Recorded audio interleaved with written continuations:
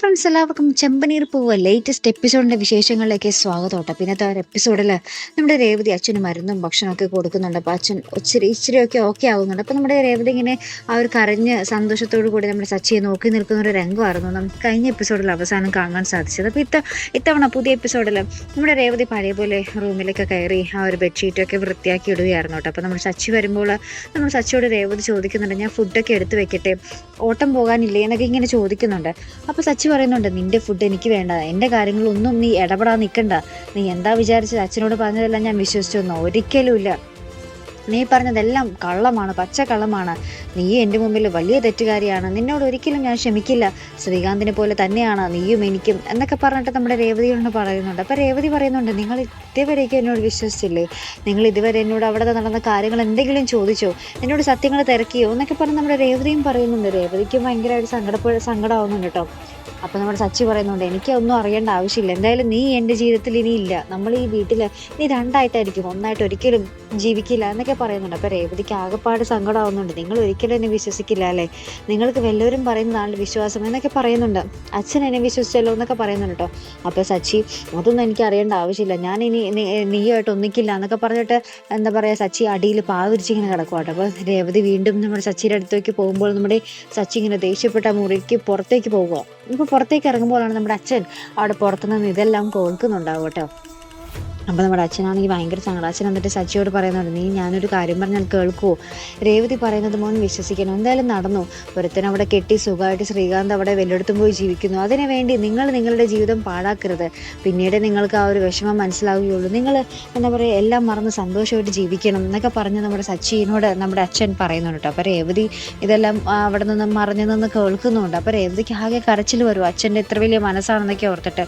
അപ്പോൾ സച്ചിനോട് നമ്മുടെ അച്ഛൻ ഇങ്ങനെ പ്രോമിസൊക്കെ വാങ്ങിക്കുന്നുണ്ട്, ഇനി രേവതിയെ കരപ്പിക്കരുത്, രേവതിയെ നല്ലോണം നോക്കിക്കോളാം, നിങ്ങൾ ഭയങ്കര സ്നേഹത്തിൽ ജീവിച്ചോളണം, നിങ്ങളുടെ ഒരു കുഞ്ഞിനെ എനിക്ക് കാണണം എന്നൊക്കെ പറഞ്ഞ് നമ്മുടെ അച്ഛൻ നമ്മുടെ സച്ചിയോട് പറയുന്നുണ്ട് കേട്ടോ.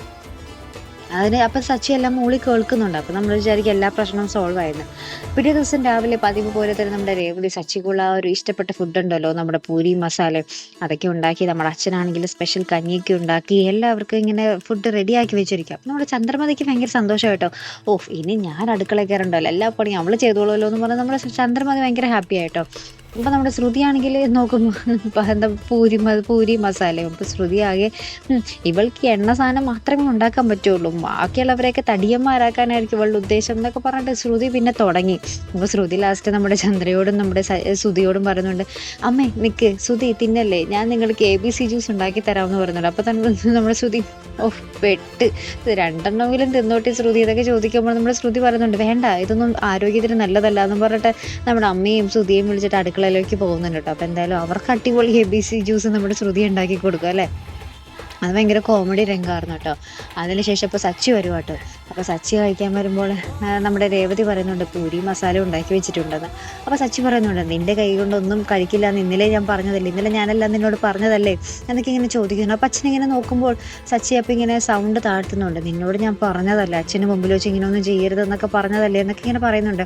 അപ്പോൾ രേവതി ആണെങ്കിൽ ഇതൊന്നും അറിയാത്ത ഭാവത്തിൽ ഇങ്ങനെ ഒച്ചത്തിൽ ചോദിക്കുന്നുണ്ട്, നിങ്ങൾക്കൊന്നും ഇഷ്ടമല്ലാതായോ, എല്ലാം എന്നെയും കൂടിയാണോ നിങ്ങൾ എന്നൊക്കെ ചോദിക്കുന്നുണ്ട്. അപ്പം നമ്മുടെ സച്ചി പറയുന്നുണ്ട്, പൂരിയും ഇഷ്ടമല്ല, ഇപ്പോൾ ആരെയും ഇഷ്ടമല്ല എന്നെങ്കിൽ എൻ്റെ സച്ചി പറയുന്നുണ്ട് കേട്ടോ.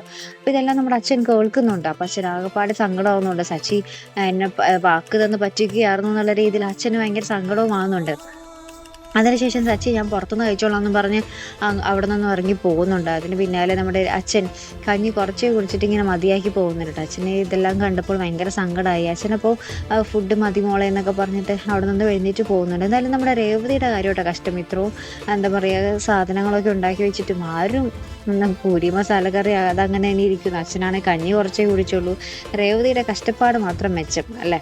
ഇപ്പം എന്തായാലും നമ്മുടെ രേവതി ആകെപ്പാട് സങ്കടത്തിലാട്ടോ. സച്ചിയുടെ മനസ്സ് ഇപ്പോഴും മാറിയിട്ടില്ല, സച്ചിക്ക് ഇപ്പോഴും ആ ഒരു ദേഷ്യമുണ്ടെന്ന് നമ്മുടെ രേവതിക്ക് മനസ്സിലായി. അപ്പോൾ അതിനുശേഷം അച്ഛൻ ഇങ്ങനെ രേവതിനെ ചേർത്ത് നിർത്തി പറയുന്നുണ്ട്, മോളെ സാരില്ല, അവൻ്റെ ദേഷ്യം മോൾക്ക് അറിയാമല്ലോ, അത് പതുക്കെ മാറിക്കോളും, അത് ശരിയായിക്കോളും എന്നൊക്കെ പറഞ്ഞിട്ട് നമ്മുടെ അച്ഛൻ നമ്മുടെ രേവതി ആശ്വസിപ്പിക്കുന്ന ഒരു രംഗമാട്ടോ നമുക്ക് ഇന്നത്തെ എപ്പിസോഡ് എൻഡിങ്ങിൽ കാണുവാൻ സാധിച്ചത്. അപ്പോൾ എന്തായാലും നമുക്ക് കണ്ടു തന്നെ അറിയാം. അപ്പോൾ ഇതുപോലെ പ്രൊമോ റിവ്യൂസിനും എപ്പിസോഡ് റിവ്യൂസിനും ഒക്കെ നിങ്ങൾ മറക്കാതെ ചാനൽ സബ്സ്ക്രൈബ് ചെയ്യുക. അടുത്തൊരു വീഡിയോയുമായി വരുന്നത് വരയ്ക്കും ഗുഡ് ബൈ.